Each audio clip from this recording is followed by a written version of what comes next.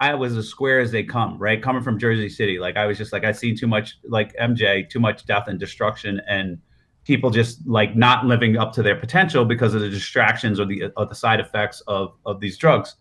And so I went to Burning Man, and it's like, oh my God, there's art and it's fun and there's community, but it is a lot of drug culture, right? And I had all this peer pressure, right, to try these drugs, and it was so strong that one night that and my I wasn't there with my girlfriend. I was like, I don't want to do this without her. What if I take this thing and it makes me out of integrity or whatever? They call her up on the phone in these costumes. There's like half naked men, about 9 of them in my trailer, trying to convince me to do drugs. I'm like, no, I'm not here with my girlfriend. They call my girlfriend. Which drugs they take that aren't harmful? I actually don't drink alcohol, and I take 0 drugs. Nothing. All right. Okay. Are we? I didn't take any drugs. Didn't drink alcohol until I was 21. I'm not a big drinker. Everybody knows that to me. And I've never done any drug until 48, because in my life model, I was like, I am not going to die and not experience these things. Okay. It's going to happen. And I was going to wait till I was 50. And I said, you know what? It. Now's the time. I could die before then. I've accomplished the things I need to.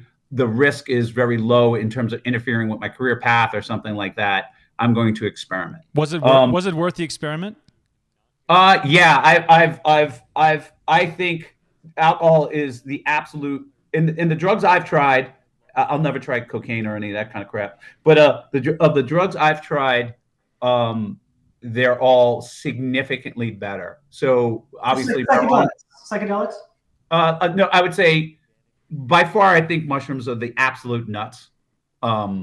The microdosing or whatever. And I was like, when I finally tried marijuana, I was like, this is the greatest thing ever.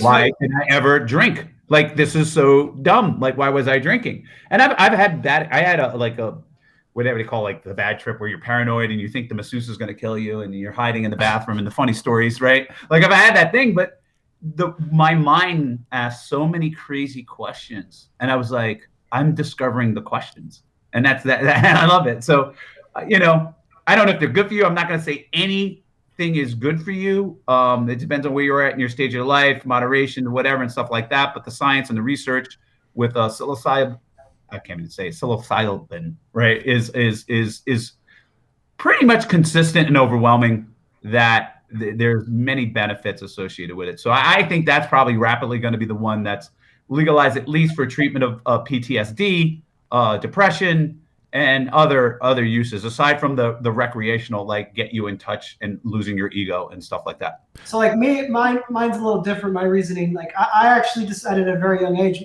my parents, my dad was gone, but my mom was a druggy alcoholic. So I saw like the negative side of that. And so I decided at a very, very young age that I was not going to let anything get in the way of my success.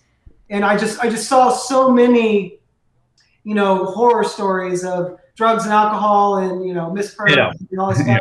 And I was like, you know what? That ain't going to be me.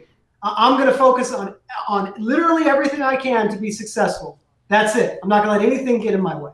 And that's kind of why I chose that. And then it got to the point where I just don't see the upside. To me, there's more downside. Now, I'm not talking about smoking weed. There's absolutely unlimited documentation that there is tons of upside.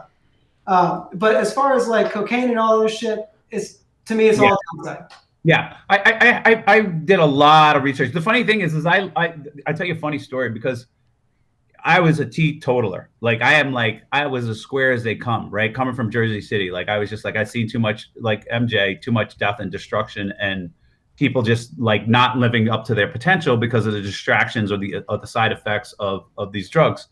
And so I went to Burning Man, and it's like, oh my God, there's art and it's fun and there's community, but it is a lot of drug culture, right? And I had all this peer pressure, right, to try these drugs. And it was so strong that one night I wasn't there with my girlfriend. I was like, I don't want to do this without her. What if I take this thing and it makes me out of integrity or whatever? They call her up on the phone in these costumes. There's like half naked men, about 9 of them in my trailer, trying to convince me to do drugs. I'm like, no, I'm not here with my girlfriend. They call my girlfriend. Antonio's like, he's got to try this, whatever. I'm like hoping she says no. She's like, well, if he's not going to be on integrity, it's okay. I'm like, I don't want to do this right now. I'm not ready. And, they're up all night. And they went to take a nap. I called in a helicopter and got the out of Dodge because I knew they would eventually prevail and convince me to do something. So I helicoptered after one day in Burning Man out of Dodge to not do any drugs, right? Only to a year later be like, okay, I'm ready to try. But that's how serious I took it. And if you're a high school student, right, and your friends always trying to get you to drink and do stuff, the peer pressure is unbelievable. But I was just fortunate enough.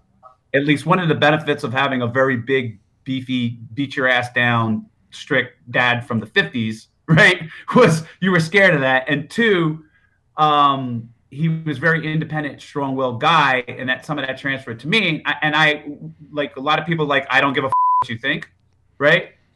I was very much like, I don't give a I don't care. There's no like, I don't care. You know what I mean? Like, say what you want. You tell me you love me or whatever, blah, blah, blah. It doesn't, there's no angle you're going to come at me that's going to get me to do what I did, not on my terms and my model for my life.